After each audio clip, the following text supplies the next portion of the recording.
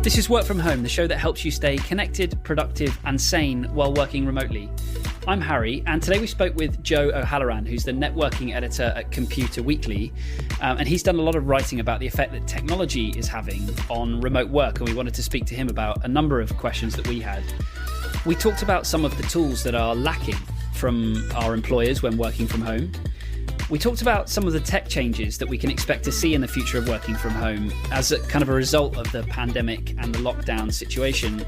You know, what changes is going to have on the technology landscape as we look towards the future. And also a question that I was really surprised about, are some of the younger employees among us struggling to adapt to remote work more than some of the older employees? Another one of the articles that you wrote was around UK employees complaining at a lack of tools to work at home effectively. So I wonder, what were the tools that people are lacking, and what can we do to make sure we can do our jobs effectively remotely? I think there's an interesting thing about all of a sudden we've all become experts on video conferencing and Zoom almost overnight. Exactly. And I think that's it.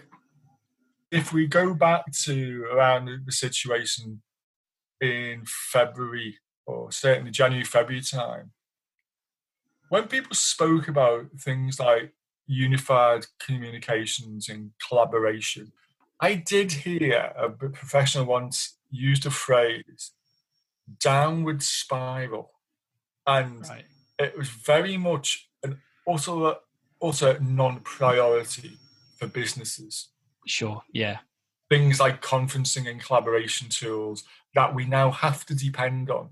Yep, exactly. That no one really bought them. And no one really bought them. No one really trained anybody to use them. And once the lockdown was announced, the first scramble was, do we have a network to get connected? The next one was, okay, well, I'm connected. What can I do about the cloud capacity issues? Mm-hmm. And here's the third thing about who's taught people to work remotely in the first place. It was never part of the plan. No, people exactly. are just really finding this out as they're going along about what works for them, where they work. And people have just been like thrown into this situation without training, without support. Yep. And you just get on with it. Exactly. Yeah, I think it says a lot about resilience and adaptability, you know, that everyone's able to kind of be thrown into this and just sort of crack on. And some of, you know, Alex and I have talked lots of times about some of the companies that you would never imagine would adapt to this kind of, or rather would choose to go down this path, right? It's been really kind of fascinating to see how it's affecting everybody. No, very much so. And this is it, you know, or you'd have gone in for a training course, or particularly these like massive organizations. Yep. There's someone who does training, and you just know it'd be like the thing that you always dreaded, being hauled in for a training course or a system that you didn't really want to use. Yeah, exactly. Yeah.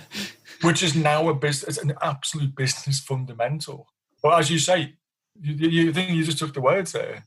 You just have to crack on. That's how people have encountered remote working for the most part. Yep, absolutely. And talking about that resilience and that adaptability, one of the other things that you've written about is that actually younger employees have been finding remote work harder, which I was, you know, really sort of surprised by that headline, because my assumption would be that actually us younger lot, given the fact that we're sort of more digitally native, I guess is the phrase I'm looking for, I was actually surprised to kind of hear that was a thing. Could you talk a bit more about that? Oh, God. Do you know, that absolutely astounded me. And, yeah, you know, me too. Disclosure here, I'm 56. My kids are in their early 20s. Yep. They're digital natives. I can't remember the last time I've had to like tell them how to use something. In fact, it'd be really embarrassing if I did. You know, and they're not techies per se either. You know, I grew up with, but they've just grown up with this. So when I saw these things about how many like millennials teleworking and experience regular problems with the technology. Yep. And, you know, in things like internet, that was a total shock to me. Me too. So what are they typically struggling with? What is the common problems here? The general things were bizarrely internet connection. Okay. which could be down to a lot of things. Now, again, the 56-year-old speaketh here. I think we, as a generation, grew up to things not working instantaneously. As I say, I'm generalizing wildly here. When you're used to things, just kicking the engine or rolling a car that didn't start, that's kind of how we've been introduced to technology. Things just don't work first time. Mm-hmm. And again, apologies for sounding like an old man again. Technology these days is wonderful. It's wonderfully reliant. People take the phone out, expect it to work. There's an expectation, and I think this comes with the expectation of technology. Yeah, I think that's really interesting. So it's maybe not that they're less familiar with the technology. It's in the software that they have to use to kind of do their thing, but it's actually plugging the thing in and making sure it's connected to stuff. Because I guess we're just used to recharging our phone and then getting on with things, and that's sort of it. And just the assumption that everything else just kind of does what it's supposed to. And it generally does in offices, doesn't it? Exactly. You go in the office. That's where you go in the office. Why? Things work there. Why? Yep. And if they don't, there's a woman or a man that's ready there to fix it, whose job it is to know how to make it work again. Absolutely. And this is the other thing about the isolation and social isolation. The person who does that isn't there. They're not available. And because of it's COVID, you can't send someone round.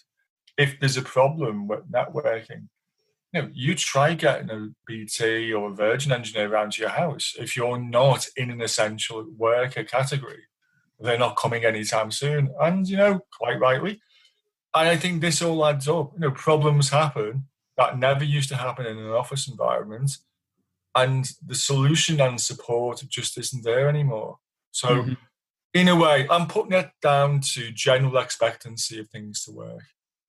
One question I did want to ask you is there anything, are there any changes that are going to happen as a result of the pandemic and as a result of this new wave of remote work? Is there anything the government are doing to kind of adapt to this new state of connectivity? Government, no, but, this is something I've been working on actively for the last, say, month now. And because I think this is I think you hit a nail on the head there. It's a hugely critical thing. With the phased return to work, firms are going to have to make decisions about how they work. As I said, 3 months ago in March, people just had to scramble, use what networks were there because they were there. That was the hand you were dealt with. Yep. 3 months later, firms of all sizes, of all ages, have 3 months worth of learning as to how does remote working work, where the pain points are, what are the expectations, what's the training, how can we support people. That's actually really invaluable knowledge.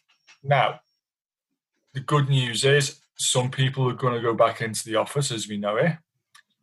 But I think what COVID has done has changed the way we work, possibly for good.